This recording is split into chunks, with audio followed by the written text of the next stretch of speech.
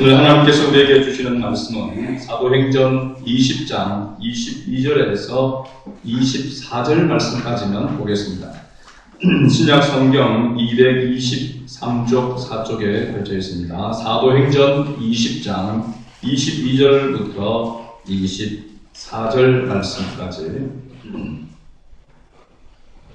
찾았으면 우리 같이 한 목소리로 20장 22절부터 24절까지 함께 합독하도록 하겠습니다. 보라, 이제 나는 성령에 매여 예루살렘으로 가는데 거기서 무슨 일을 당할는지 알지 못하노라. 오직 성령이 각 성에서 내게 정언하여 결박과 환난이 나를 기다린다 하시나 내가 달려갈 길과 주 예수께 받은 사명 곧 하나님의 은혜의 복음을 전하는 일을 마치려 하면은 나의 생명조차 조금도 귀한 것으로 여기지 아니하노라. 아멘. 할렐루야. 역사 행사 나누겠습니다. 잘 오셨습니다. 은혜 받으시길 바랍니다. 오늘 말씀의 제목은 사명자의 길입니다. 사명자의 길. 그래서 제가 맨날 찬양이지만 아는 찬양 사명자의 길이라 최수련 작사 송요한이 작곡한 부른 적도 있을 것입니다. 가사를 한번 읽어드리겠습니다. 나의 가는 이 길이 가시밭길일지라도 주님 가신 길이라면 나도 따라가야 해. 주를 따라가는 길은 희생의 길이기에 모든 것을 다 버리고 좁은 길로 걸어가리. 주의 뜻을 따르며 사명의 길 가는 것이 영광의 길이기에 기뻐하며 가리라. 십자가를 지는 것이 힘들고 어려워도 주를 위한 것이라면 내가 지고 따르리라. 나를 부인 못하면 갈 수 없는 길이기에 죽음을 두려워 말고 가야만 하는 길. 주의 영광을 위하여 사명의 길 가는 것이 생명의 길이기에 순종하며 갑니다. 사명자의 가는 길이 외롭고 쓸쓸해도 주님께서 힘주시니 이기며 가오리다. 주를 사랑 않으면 갈 수 없는 길이기에 오직 예수 한 분만을 위하여 가는 길. 세상 모든 것들을 예술물로 여기고 십자가만 자랑하고 주를 위해 살리라. 아멘. 가사 따라서 한번 찬송을 한번 하고 우리 말씀을 오늘 들으려고 합니다. 그래서 말씀 가사를 생각하면서 한번 우리 같이 불렀으면 좋겠습니다. 아는 분들은 큰 소리로 이렇게 부르고 못 오시는 분들 한번 따라서 불렀으면 좋겠습니다.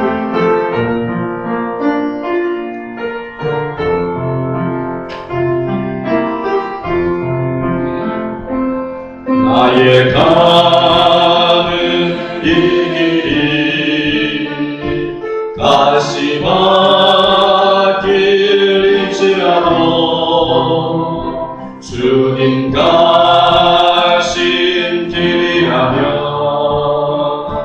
나도 따라가야 해. 주를 따라가는 길은 희생의 길이기에 모든 것을 다 버리고 좁은 길로 걸어가리. 주의 뜻을 따르며 사명의 길 가는 것이 영광의 길이기에 기뻐하며 가리라. 3절 사명자의 가는 길. 사명자의 가는 길이 외롭고 쓸쓸해도 주님께서 힘주시니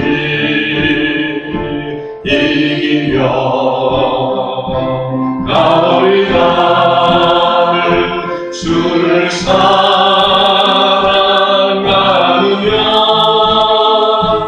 알 수 없는 길이기에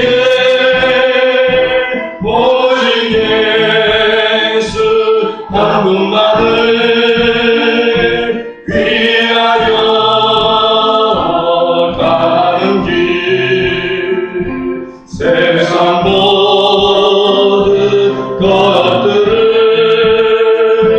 배설물로 여기고 십자가만 사랑하고 주를 위해 살리라. 할렐루야. 우리가 하나님 앞에 받은 사명, 목회자뿐만 아니라 우리 모두가 하나님의 자녀라면 이 사명을 받은 자이고 또 이 사명의 길을 걸어가야 될 자인 줄로 믿습니다. 오늘 본문 말씀을 우리가 보게 되어지면 사도 바울은 지금 예루살렘으로 올라가고 있습니다. 예루살렘으로 올라가려고 하는데 그 예루살렘으로 가는 그 길은 고난의 길이요, 죽을 수 있는 죽음이 기다리는 그런 길입니다.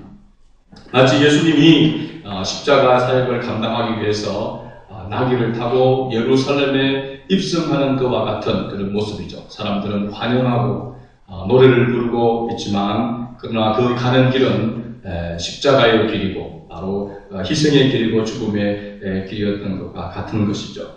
사도 바울이 죽음이 기다리는, 고난이 기다리는 이 길, 이 예루살렘으로 가는 이 길, 그렇게 예루살렘으로 올라간 이유가 고난이 기다림에도 불구하고 분명히 어려움이 기다림에도 불구하고 그렇게 올라가는 이유가 무엇인가? 오늘 본문 말씀을 통해서 그 이유를 깨달음으로 우리도 어쩌면 우리의 가는 길이 고난의 길이요, 힘들고 어려운 이 길인데 우리가 왜 이 길을 가야 하는지를 깨닫고 우리도 사도 바울같이 거룩한 사명자의 길을 걸어가는 우리 성안의 모든 가족들이 될 수 있기를 주의 이름으로 축복합니다. 아멘. 먼저 22절과 23절 말씀을 보게 되어지면 사도 바울이 고난의 길이요 죽음이 기다리는 이 예루살렘으로 가는 이 길을 걸어간 그 이유는 바로 성령이 정언하였기 때문이다라고 하는 것을 알 수 있습니다. 22절과 23절 말씀을 천천히 다시 한번 읽어보겠습니다. 보라, 이제 나는 성령에 매여 예루살렘으로 가는데 거기서 무슨 일을 당하는지 알지 못하노라.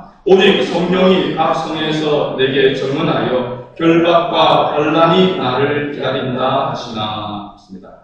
22절에 성령의 매임을 받았다라고 사도 바울은 그렇게 고백하고 있습니다. 성령의 매임을 받았다라고 하는 것은 굉장히 중요한 것입니다. 이 말씀은 어떤 환경이나 또 인간적인 그 유익을 따르지 아니하고 또 누구를 만나기 위해서가 아니라 하나님께서 그 마음에 성령으로 정언하여 주셨기 때문에 예루살렘으로 올라가는 것이다 라고 이렇게 이야기하고 있는 것이죠. 그것도 어쩌면 죽을 수도 있는, 죽음이 기다리는 그러한 길로 올라간다는 것이죠. 자기의 뜻과 자기의 생각과 자기가 원하지 않음에도 불구하고 성령이 그렇게 말씀하시니까 가야 하는 그 길, 이것이 바로 사명자의 길이라고 하는 사실입니다. 사도 바울이 사도행전 16장에서도 보면 이와 같은 비슷한 일이 나타나게 되어지는데 사도 바울이 마케도냐로 갈 때에 이런 일이 일어납니다. 그는 원래 아시아로 가서 복음을 전하기를 원했습니다. 그런데 성령께서 허락하지 아니하시고 마케도냐로 갈 수밖에 없도록 그렇게 인도하신 것을 말씀하고 있습니다. 사도행전 16장 6절과 7절 말씀을 보면 이렇게 기록하고 있죠. 성령이 아시아에서 말씀을 전하지 못하게 하시거늘 그들이 부르기아와 갈라디아 땅으로 다녀가 무시아 앞에 이르러 비두니아로 가고자 예수되 따라합시다. 예수의 영이 허락하지 아니하시는지라. 네. 아시아로 가서 복음을 전하기를 원하고 그렇게 모든 것을 준비하고 가는데 성령이 그것을 예수의 영이 허락하지 아니해서 마케도냐 사람이 환상 중에 나타나서 그리 오라 해서 모든 그것을 계획을 내려놓고 마케도냐로 가는 그런 모습을 보여주고 있죠. 자기의 뜻과 자기 생각과 자기의 계획과 맞지 않음에도 불구하고 가야 하는 것이 바로 사명자의 길이라고 하는 사실입니다. 그래서 성령께서 그렇게 인도하시고 강건하여 그렇게 역사하시니까 그럴 수밖에 없다라고 이야기하고 있죠. 그런데 실제로 인간적으로 우리가 보게 되어지면 이게 결코 쉬운 일이 아닙니다. 그래서 시편에서도 보면 씨를 뿌리는 것, 씨를 뿌리러 나가는 것이 즐겁고 기쁨으로 뿌려야 되는데 내가 뿌리고 싶지 않은 때에 씨를 뿌리는 그 모습을 이야기하면서 울며 씨를 뿌리러 나아가는 자는 울면서 씨를 뿌리러 나간다는 거죠. 즐겁고 기쁨으로 씨를 뿌리러 나가야 되는데 울며 씨를 뿌리러 나간다는 것입니다.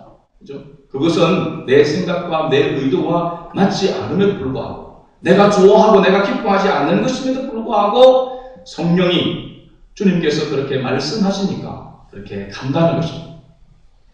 예레미야 선지자도 복음을 전가할 때 외칠 때에 자기가 원하지 않음에도 불구하고 할 수밖에 없는 그 일에 대해서 고백하고 있는 것을 성경에 찾아볼 수 있는데요. 이 말씀은 굉장히 중요한 말씀이기 때문에 우리 같이 한번 찾아서 읽어봤으면 좋겠습니다. 예레미야 20장 9절에서 11절까지 말씀입니다. 구약성경 예레미야 20장 9절에서 11절 말씀 한번 찾아서 같이 한번 읽어봤으면 좋겠습니다. 구약성경 예레미야 20장 9절에서 11절 말씀입니다. 찾았으면 같이 한 목소리 함께 합독해 봅니다. 내가 다시는 여호와를 선포하지 아니하며 그의 이름으로 말하지 아니하리라 하며 나의 마음이 불붙는 것 같아서 골수에 사무치니 답답하여 견딜 수 없나이다. 나는 우리의 비방과 사방의 두려움을 들었나이다. 그들이 이르기를 고소하라 우리도 고소하리라 하며 내 친한 것도 내가 실족하기를 기다리며 그가 혹시 유혹을 받게 되면 우리가 그를 이기어 우리 원수를 갚자 하나이다. 그러하오나 여호와는 두려운 용사 같으시며 나와 함께 하심으로 나를 박해하는 자들이 넘어지고 이기지 못할 것이오며 그들은 지혜롭게 행하지 못함으로 큰 치욕을 당하오리니 그 치욕은 길이 잊지 못할 것이니이다. 아멘. 할렐루야. 여기에 말씀 보면 내가 다시는 여호와를 선포하지 아니하며 그의 이름으로 말하지 아니하리라 하며 어려움을 당하고 핍박을 당하고 괴로움을 당하니까 내가 차라리 그냥 그만두겠다. 말씀을 전하지 않겠다. 그리 하면은 그냥 마음에 편안하고 그냥 아무렇지도 않으면 괜찮은데 뭐라고 고백하고 있습니까? 나의 마음이 불붙는 것 같았어. 골수에 사무치니 답답하여 견딜 수 없나이다. 할렐루야. 우리의 마음에 이러한 은혜가 임해야 될 줄로 믿습니다. 주님 앞에 예배하러 나오지 아니하면 답답하여 견딜 수가 없는 내 마음이 불붙는 것 같아서 하나님 앞에 나아가야 하는데 나아가지 않냐는 그런 가운데 있을 때에 이와 같은 심령 주님의 복음을 증거해야 되는데 증거하지 않을 때에 입을 닫을 때에 침묵할 때에 내 마음이 불붙는 것 같아서 골수에 사무치니 답답하여 견딜 수 없나이다. 할렐루야. 이와 같은 고백이 나타나야 될 줄 믿습니다. 왜 이런 고백이 일어났는가 하는 것을 보게 되어지면 뒷부분에 나와 함께 하심으로 여호와는 나와 함께 하심으로 뭐라고 했습니다. 함께 하심으로 나를 박해하는 자들이 넘어지고 이기지 못할 것이오며 그렇죠? 하나님께서 나와 함께 할 때에 여러분 이와 같은 역사가 일어나게 되는 줄로 믿습니다. 그래서 구원받은 하나님의 백성 성령이 함께하는 하나님의 자녀에게는 이와 같은 불붙는 심령이 일어나야 될 줄로 믿습니다. 주님의 영광을 위하여 또 주님께서 우리에게 주신 사명을 따라 나아갈 때에 불붙는 그런 마음이 일어나는 것. 이것이 사실은 부흥입니다. 부흥. 우리의 마음이 요동치고 우리의 마음이 주님을 위하여서 흥분되어지는 주님을 위해서 살고자 하는 마음으로 흥분되어지는 것이 바로 부흥의 시작인 것입니다. 오늘 성령이 우리에게 말씀하실 때에 우리가 주님의 뜻을 따라갈 때에 비록 내 여러 가지 형편과 환경과 사정 또 내 스타일 내가 볼 때에 내가 생각할 때에 내 뜻과 맞지 않다 할지라도 주님께서 원하시고 성령께서 말씀하시고 인도하시면 그 뜻을 따라서 나아가는 그런 은혜가 있기를 주의 이름으로 축복합니다. 두 번째는 보면 예수님께서 주신 사명이기 때문에 예루살렘으로 올라간다라고 이렇게 말씀하고 있습니다. 24절 말씀을 한번 같이 읽어볼까요? 내가 달려갈 길과 주 예수께 받은 사명 곧 하나님의 은혜의 복음을 증언하는 일을 마치려 하면은 나의 생명조차 조금 더 귀한 것으로 여기지 아니하노라. 아멘. 그렇죠? 이 말씀을 잘 읽어보면은 어떻게 반복하고 있는 같은 이야기를 하고 있다라고 하는 것을 알 수가 있습니다. 나의 달려갈 길이 뭡니까? 주 예수께 받은 사명이죠. 사명. 주 예수께 받은 사명이 뭡니까? 하나님의 은혜의 복음을 증언하는 일이라고 이야기를 하고 있습니다. 그 다음에 뒤에 보면 나의 생명조차도 조금 더 귀한 것으로 여기지 아니하노라. 나의 달려갈 길, 사명, 하나님의 은혜의 복음을 증언하는 일, 여기에는 뭐가 있어야 된다는 겁니까? 생명, 나의 생명도 걸 수 있어야 된다는 사실입니다. 그죠? 그래서 사명의 길은 곧 생명의 길이라 라고 할 수 있습니다. 그죠? 충성의 길이죠. 충성이라고 하는 것은 곧 생명을 던진다는 것입니다. 그래서 예수님께서 사도 바울에게 주신 사명, 그것은 바로 복음을 증거하는 일이라고 하는 사실이죠. 이 사명을 주님께서 주셨기 때문에 이 사명을 감당하기 위해서 예루살렘으로 올라갈 수밖에 없다는 것입니다. 거기에 어떤 고난이 있고 거기에 어떤 어려움이 있어도 그것을 개의치 아니하고 예루살렘으로 묵묵히 올라가겠다라고 하는 것이죠. 우리가 주님이 주신 사명을 감당함에 있어서의 가장 고상하고 가장 가치 있고 어떻게 보면 하나님의 나라와 연결되어져 있는 가장 가치 있는 일이 바로 영혼 구원인 줄로 믿습니다. 영혼을 구원하는 것, 복음을 증거하여 그 복음으로 인하여서 영혼이 구원받는 것, 이것이 가장 좋은 것이죠. 이 땅에서의 가장 가치 있는 일이 바로 이것인 것입니다. 그래서 예수님께서 제자들에게 또 예수님을 믿는 모든 성도들에게 위임해 이 땅에 있는 동안에 해야 될 일로 사명으로 위임한 것이 너희는 가서 모든 민족으로 제자를 삼아 하나님의 아들과 성령의 이름으로 세례를 주고 내가 너희에게 분부한 모든 것을 가르쳐 지키게 하라.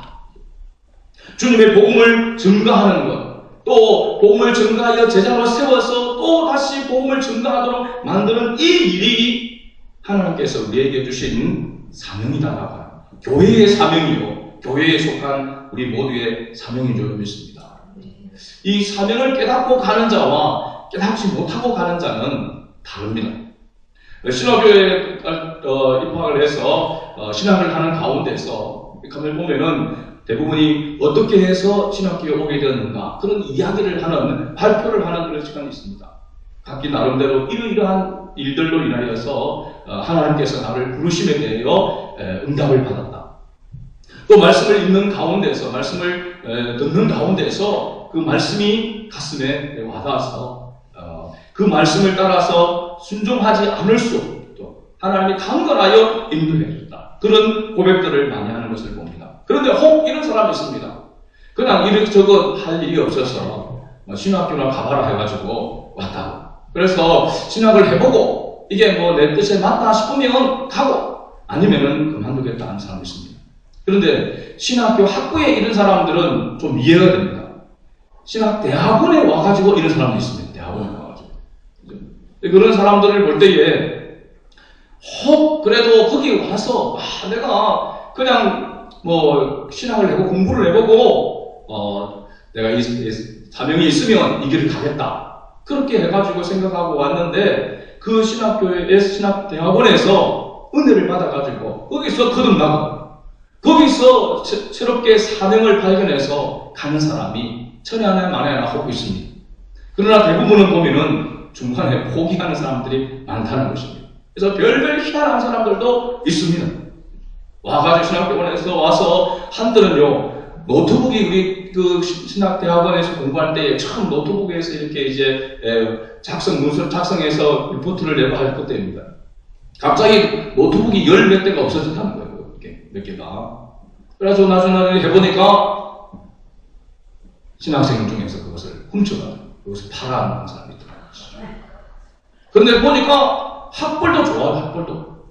내가 하는 대학에 나오고 그 대학을 나오고 대학원까지 나오고 이제 신학교에 왔는 사람인데 그런 행동을 하더라고요. 그래서 자기 유흥비로 썼다는 거죠. 물론 이제 제적이 되어졌지만 그래도 그나마 다행이지 않습니까? 거기에서 발견되어져서 그만두어 다행이지. 이제 목사가 돼가지고 목회자가 돼가지고 그러면 어떻게 하겠습니까? 시급하는 거죠. 한마디로. 성도들 신방 가고 소리를 틀면 어떻게 할까요? 목사님이 와서 도둑질 할 거라고 생각을 하겠습니까? 딱 어디 있는 거 보고, 그죠? 훔쳐가면 어떡하겠습니까? 큰일 나는 것이죠. 이런 사람이 사명자로 설 수가 없는 것이죠. 그죠? 또 서서는 안 되는 것입니다. 어떤 장로님이 그렇게 이야기해요. 장로님이 아니고, 집사님이 장로 투표를 했는데 떨어졌다는 것입니다. 그러면서 목사님을 찾아가지고 이렇게 항의를 하더랍니다. 목사님, 제가 나름대로 힘있게 어려운 가운데서도 헌금을 이렇게 했는데 얼마나 더 헌금을 해야 장로가 될 수 있느냐고 막 그렇게 항의를 하더라는 것입니다. 그래서 그 사람은 장로 떨어진 것이 복인 줄로 믿습니다. 그렇죠? 주님의 일을 위해서, 주님의 몸된 교회를 위해서 하는 일은 사명을 가지고 해야 된다는 사실입니다. 사명감이 없이는 할 수가 없는 것이죠. 그러면은 여러 가지 어려움을 당하고 또 비난을 받게 되어지고 멸시를 당하게 되어지면 주저앉을 수밖에 없다는 사실입니다.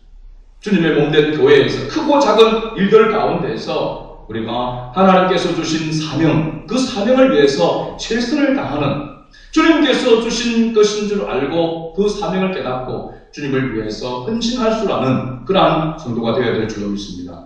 세 번째, 사도 바울은 사람의 인정에 매이지 않고 예루살렘으로 올라갔다는 사실입니다. 36절 말씀을 보게 되어지면 사도 바울이 에베소 교회 장로들과 고별 설교를 하게 되어집니다. 그리고 20장 36절입니다. 36절. 20장 36절 한번 같이 읽어볼까요? 이 말을 한 후 무릎을 꿇고 그 모든 사람들과 함께 기도하니 그랬습니다. 에베소 교회 에베소에서 사도 바울이 3년 동안 성도들을 가르치고 양육을 하고 목회를 합니다. 그리고 나서 이제 떠나게 되어진다는 것이죠. 그 떠나게 되어질 때에 지금 이제 떠나서 예루살렘으로 올라가는 겁니다. 그 예루살렘으로 올라가는데 사람들이 그 사도 바울이 하나님께서 나를 이렇게 부르신다. 내가 이 사명을 위해서 예루살렘으로 올라가야 된다. 라고 이야기를 하고 그들에게 함께 기도를 한 것입니다. 그 다음에 37절에 보면은 어떤 장면이 나오냐면은 이 에베소 교회 장로들과 성도들이 다 크게 울며 바울의 목을 안고 입을 맞추고 다시 그 얼굴을 보지 못하리라 한 말로 말미암아 더욱 근심하고 대회까지 그를 전송하니라. 성령께서 말씀하셨습니다. 주님께서 이것이 사명이다. 네가 하나님의 은혜의 복음을 증가하는 이 일을 이 사명이다 라고 이렇게 말씀하셨는데, 그러나 그 가는 그 길에 거기에서 기다리는 것은 고난이 기다리고 있고 죽음이 기다리고 있는 그 길입니다. 그런데 성도들한테 그 길을 이야기를 했음에도 불구하고 이와 같은 분위기가 되어졌단 말이죠. 성도들은 가지 말라고, 그러면서 크게 울면서 바울의 목을 안고 입을 맞추고, 이 정도 되어지면 어떻게 보면은 흔들릴 수도 있는 그런 모습입니다. 사람의 정에 의해서, 그죠? 인정에 끌려서. 아무리 사명의 길이라고 하지만, 그래도 저렇게 나를 원하고, 내가 있기를 원하고, 내가 어려움 당하기를 원치 않고 예루살렘에 올라가는 것을 원치 않는 사람들이 저리 많은데, 흔들릴 수 있는데, 사도 바울은 그렇지 않습니다. 그 정에 이끌리지 않는다는 것을 사도행전 21장 13절 말씀에 보면 잘 나타나 있습니다.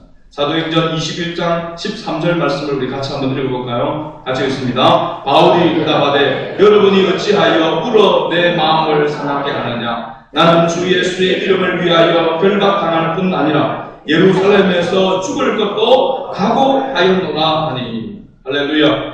여기 보면은 어찌하여 울어 내 마음을 상하게 하느냐? 이 말은 뭐냐면 나를 기분 나쁘게 했다는 것이 아니라 어찌하여 내가 결단하고 각오하고 사명을 가지고 가는 그 마음을 흔들려고 하느냐라고 하는 것입니다. 눈물에 약한 것이 사람이잖아요. 그렇죠? 정에 약한 것이 사람입니다. 그러나 사도 바울은 이 사명을 위해서는 사람의 인정에, 정에 흔들리지 아니하였다라고 하는 것을 말씀해 주고 있습니다. 나중에 성경을 읽어보면요, 에베소 장로들뿐만 아니라 빌립의 딸들도 아가보라는 선지자까지도 사도 바울이 예루살렘으로 올라가는 것을 만류했다라고 이렇게 이야기를 하고 있습니다. 그런데 사도 바울은 사람의 정과 하나님이 주신 사명을 혼돈하지 않았다는 사실입니다. 중요한 것이죠. 예수님도 마찬가지입니다. 예수님도 주님의 복음을 위해서, 사명을 위해서 나아가는 그 가운데에서 이 사명과 인간적인 정과의 한계, 그것을 분명하게 구분하신 것을 보게 되었습니다. 장가를 들어서 밭을 새로 사서 뭐 이렇게 하는 그 가운데, 그죠? 또 아버지가 죽었다. 그랬기 때문에 장사를 지내야 된다. 그런 일들, 어떻게 보면은 세상적으로 보면은 사명이고 뭐고 간에 지금 당장 해야 될 일들, 그런 것들이 눈앞에 펼쳐졌는데도 불구하고 사명자가 가야 될 길을, 주님을 따르는 그 길을 이야기할 때 예수님께서는 손에 쟁기를 잡고 뒤를 돌아보는 데는 내게 합당하지 아니하니라 하셨습니다. 사명이 어떤 것보다도, 어떤 일보다도 더 중요하다라고 하는 것을 예수님께서 말씀하신 것이죠. 하나님의 말씀, 하나님이 주신 사명, 거기에 붙들린 자가 바로 주님의 일을 할 수가 있다는 것입니다. 사람의 정에 이끌려서, 사람의 정 때문에, 사람과의 관계 때문에, 그것 때문에 그것을 쫓아가다가 멸망당하고 어려움 당하는 일 성경에 보면은 많이 있습니다.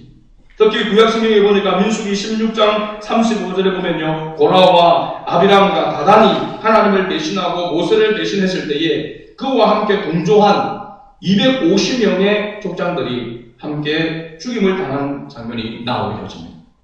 그런데 그 족장들이 죽고 나자 많은 사람들이, 그럼에도 불구하고 민수기 16장 41절에서 42절 말씀해 보니까 이튿날 했습니다.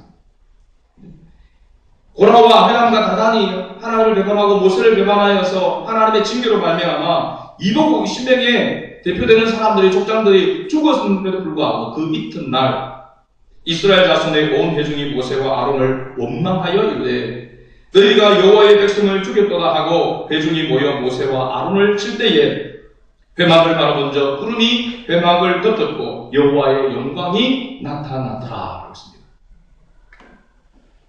사람들의 관계, 사람들의 정 때문에 그것을 쫓아가고 그것이 올바르다 생각하고 그것이 다수가 그걸 원하니까 그것을 쫓아가는 그것에 대하여 하나님께서 징계하시는데, 이 이튿날 또 다시 원망하고 불평하면서 대적하는 그들을 향해서 하나님의 징계가 얼마나 무섭게 나타나는지 그 위에 49절과 50절에 이렇게 기록하고 있습니다. 고라의 일로 죽은 자 외에, 고라의 일로 250명이 죽었단 말이죠. 그 외에 연병에 죽은 자가 14,700명이었더라. 연병이 그침에 아론이 회막문 모세에게로 돌아오니라. 동정심에 이끌려서 인정 때문에 함께 더불어서 죄를 지음으로 말미암아 죽임을 당하고 화를 당한 그런 모습을 이야기하고 있는 것이죠. 우리가 아무리 친해도, 아무리 사람과의 관계가 중요하다 할지라도 하나님 앞에 합당치 아니하고 하나님 앞에 범죄하는 것이고 하나님과의 관계가 깨뜨려지는 일이라면 그것은 단절해야 됩니다. 그래서 시편 1편에 우리가 복 있는 사람은 어떤 사람인지 잘 말씀하고 있죠. 복 있는 사람은 악인의 길을 따르지 아니하며 죄인들의 길에 서지 아니하며 오만한 자들의 자리에 앉지 아니하고, 그 다음에 2절에 뭐라고 말씀하고 있습니까? 오직 여호와의 율법을 즐거워하여 그 율법을 주야로 묵상하는 자다. 이 말은 사람에 의해서, 사람의 정의 관계에 따라서 하나님을 배반하고 사명을 배반하는 그런 삶이 되어서는 안 된다. 오직 하나님의 진리의 말씀을 따라 진리의 말씀을 붙들고 나아가고 그 사명에 최선을 다하는 자가 되어야 된다는 것을 내게 교훈해주고 있는 것입니다. 감동적인 선교사 이야기가 있어서 아마 소개해드리려고 합니다. 다미엘이라고 하는 선교사, 아마 들어보았을 법한 그런 이야기입니다. 이 다미엘이라는 선교사가 있었는데 그는 하와이에서 문둥병자들, 나병 환자들이죠. 한센스병이죠. 한센병. 이 사람들에게 복음을 전하기 위해서 홀로 모로코 섬에 들어가게 됐습니다. 그러나 모든 사회와 국가와 종교와 사람들로부터 소외당하고 외면당해서 어떻게 보면 사람 취급을 받지 못해본 이 나병 환자들은 철저하게 이 다미엘 선교사도 외면했습니다. 복음을 전해도 복음이 들어가지 않습니다. 복음을 받아들이지 않았습니다. 그럼에도 불구하고 그런 계속해서 헌신적으로 예수께서 복음을 전하니까 한 사람, 두 사람이 나오기 시작했습니다. 한 사람, 두 사람 나오게 그리스도인이 생겨나기 시작했는데도 불구하고 대다수의 사람들은 복음을 들으려고 하지도 않냐고 오히려 복음 전하는 것을 방해하는 그러한 모습이 나타났습니다. 이 다미엔 선교사는 왜 자신이 전하는 복음을 이 나병 환자들이 받아들이지 않는지 그 이유를 너무나도 잘 알고 있었습니다. 그래서 이 다미엔 선교사가 하나님 앞에 이렇게 기도했다고 했습니다. 하나님, 저에게도 저 사람들과 같은 문둥병, 나병 환자가 될 수 있도록 나병을 허락하여 주옵소서. 그래서 저도 저 하나님의 하늘의 형벌, 천형 같은 그 고통을 함께 저들과 나누면서 복음을 전하게 해 주옵소서. 그렇게 기도를 했다는 것입니다.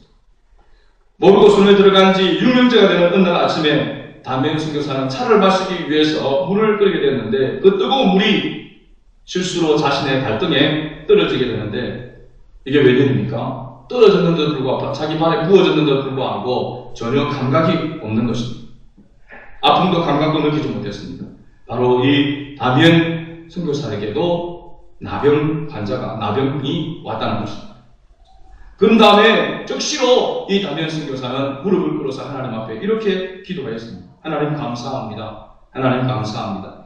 이제 나도 저 나병 환자들에게 설교할 때에 여러분이라고 하지 아니하고 우리는 이라고 말할 수 있게 되었습니다. 이제는 당신들 나병 환자가 아니라 우리 문둥병자들, 우리 나병 환자들은 이라고 설교할 수 있게 되었습니다. 하나님 이 기쁨에 나병을 주시오니 정말 감사합니다. 이렇게 하나님 앞에 기도했다는 것입니다. 이것은 어떻게 보면 성자와 같은 우리가 생각할 때 보통 사람들의 생각과는 차원이 다른 그와 같은 모습, 그 사명 때문에 그 사명을 감당하는 것이 너무나도 귀하였어.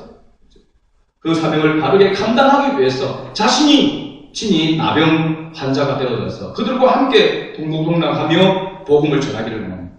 그러면서 하나님의 복음이 전언되어지기를 원하고 하나님의 나라가 증거되어지기를 원하고 하나님의 영광이 나타나기를 원하는 그러한 모습, 오늘 우리의 모습 가운데서도 우리의 삶 가운데서도 이와 같이 주님의 사명에 충실할 수 있는 이 사명을 위해서 헌신할 수 있는 그런 성도가 될 수 있기를 바랍니다. 마지막 네 번째는 사명의 길을 걸어가기 위해서는 하나님께 도움을 구했다라고 하는 사실입니다. 이것은 참으로 쉽고도 어려운 일입니다. 사람의 도움을 받는 것과 하나님의 도우심을 받는 것은 비교할 수가 없습니다. 그러나 성경에도 가끔 보면요, 하나님 앞에 도움을 구하면서 또한 사람의 도움을 받는 그런 경우가 있는 것을 봅니다. 특히 모세가 하나님 앞에 부름받을 때에 나는 입이 뻣뻣하고 둔하여서 하나님의 말씀을 전할 수가 없습니다. 차라리 내 형 아론은 말을 잘할 수 있으니까, 말을 잘하는 저주가 있으니까 아론을 사용해 달라고 이렇게 얘기했습니다. 하나님께서 그러나 모세를 하나님께서 지도자를 세웠는데 가끔씩 아론을 통하여서 아론의 도움을 받아서 이 사역을 감당하는 그런 모습을 우리가 성경에서 보게 되어집니다. 그런데 나중에 가서 이렇게 보게 되어지면 결국적으로 볼 때에 이 아론이 모세가 시내산에 올라가서 호렙산에 올라가서 십계명을 받을 때에 40주야가 걸립니다. 그 기간 동안에 머물러 있는 동안에 밑에 아론을 뭐하고 있었습니까? 자기가 사람들을 어떻게 보면 선동하고 사람들과 선동에 앞장서서 금송아지를 만들어서 하나님의 진노를 사는 그러한 모습이 있었던 것을 우리가 보게 되어집니다. 우리가 교회 안에서 일을 할 때도 마찬가지로 그런 일이 있습니다.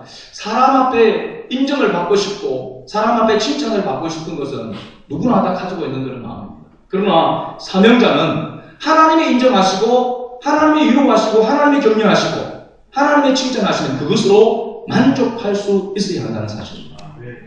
이 교회에서도 우리가 시험에 드는 경우가 많습니다. 잘하면서도 내가 뭔가 열심히 마음에 우러나서 뭔가를 했는데 인정받지 못하면 시험에 들 때가 많이 있습니다. 예를 들어서 여기 지금 앞에 예쁜 꽃이 있습니다. 그렇죠? 난이 이렇게 있는데 꽃이 가까이 코를 대서 보면 향기도 납니다. 좋습니다. 그런데 예를 들어서 이 꽃을 보면서 야, 봄에는 노란 꽃이 좋은데 그러면서 저 꽃을 이거 화분을 누가 했지라고 물으면서 그냥 안 찾아보면 되는데 꼭 누구를 찾아가지고 왜 노란 꽃을 안 하고 흰 꽃을 했느냐? 그럴 수 있습니다. 그럼 꼭 초를 치고 또 그죠? 가슴을 뒤집어 놓는, 마음을 뒤집어 놓는 그런 사람이 있습니다. 그것뿐입니까? 뭐 청소를 해도 누가 청소를 이렇게 했느냐? 여기는 이 자리에 놔둬야 되고 저 자리에 놔둬야 되는데 자기는 하지 않고 간섭하는 사람이 있습니다. 반찬을 가지고도 그럴 수도 있습니다. 여러 가지 여러 모양으로 교회 안에서 우리가 일을 할 때에 막 다 좋고 하나님도 좋아하시고 성도들도 다 좋아하면 좋은데 그렇지 못할 때가 있다라고 하는 사실입니다. 인정받지 못하고 오히려 그죠? 마음이 아프고 시험에 들 수 있는 그런 모습들도 있다는 사실입니다. 그러나 여러분들과 거기에 흔들려서는 안 되고 거기에 넘어져서는 안 될 줄로 믿습니다. 하나님이 기뻐하시고 하나님이 원하시면 거기에 위로와 격려를 얻고 나아갈 수 있어야 하는 것이죠. 사도행전 18장 9절에서 10절 말씀을 보면 사도 바울이 바로 이와 같은 하나님의 위로를 얻고 나가는 모습을 봅니다. 다음에 주께서 환상 가운데 바울에게 말씀하시되 두려워하지 말며 침묵하지 말고 말하라. 내가 너와 함께 있으되 어떤 사람도 너를 대적하여 해롭게 할 자가 없을 것이니 이는 이 성중에 내 백성이 많음이라 하시더라. 할렐루야. 하나님께서 원하시고 내가 너와 함께하고 내가 너를 책임져 주겠다 라고 그렇게 말씀하시면 이 하나님의 위로와 격려보다 더 좋은 것은 없는 것입니다. 사람들이 칭찬하지 않는다 할지라도 위로하고 격려하지 않는다 할지라도 주님을 위해서 진리를 위해서 복음 전도를 위해서 끝까지 참고 견디며 하나님 앞에 도움을 구하며 나아갈 때에 우리에게 놀라운 역사가 일어나게 될 줄로 믿습니다. 바울의 이런 사명으로 마침내 로마는 주 313년에 기독교를 공인하는 기독교 국가가 되어지는 그런 모습을 봅니다. 저는 오늘 이야기를 보면은 바울은 예루살렘에서 간악한 유대인들에게 모략을 당하여 체포되었는데 그가 로마 사람인 것을 안 로마 총독이 바울을 놓을 생각을 했습니다. 그러나 바울은 끝까지 로마에 가서 황제에게 재판을 받겠다고 로마에 가서 2년 동안 시위대 뜰에 갇혀있는 중에 시위대 군인들에게 복음을 전했고 그들이 콘스탄틴 대제가 로마를 통일했을 때에 황제를 도와서 기독교를 국교화하는 일에 귀하게 쓰임을 받았던 그런 역사가 있다라고 이렇게 이야기합니다. 아무튼 오늘 우리는 주님을 위해서 사명을 감당하기 위해서 언젠가 반드시 선한 열매가 맺게 될 것이라고 하는 그런 확신을 가지고 하나님이 칭찬해 주시고 하나님이 인정해 주실 것이라고 하는 그러한 믿음을 가지고 하나님의 주신 사명을 따라서 끝까지 충성하며 또 하나님 앞에 도우심을 갈망하며 나아갈 때에 하나님의 놀라운 역사가 우리를 통해서 나타나게 될 줄로 믿습니다. 저는 요즘 그렇게 기도합니다. 데살로니가 교회처럼 믿음의 역사가 사랑의 수고와 소망의 인내가 있는 우리 교회가 되어지기를 원합니다. 우리 성도들 한 사람 한 사람이 하나님께서 함께 하시는 믿음의 역사, 하나님을 믿음으로 하나님을 의지하며 나아갈 때에 하나님의 간섭하시고 하나님의 인도하시는 그런 역사를 맛보는 그런 은혜가 있기를 원합니다. 그런 교회가 되어지기를 원합니다. 그래서 정말 2025년에 우리가 목표한 대로 하나님 사랑과 이웃 사랑을 실천하는 이웃 사랑이 뭡니까? 복음을 전하는 것인 줄로 믿습니다. 그래요 하나님 앞에 영광 돌리는 저와 여러분 될 수 있기를 주의 이름으로 축복합니다. 아멘.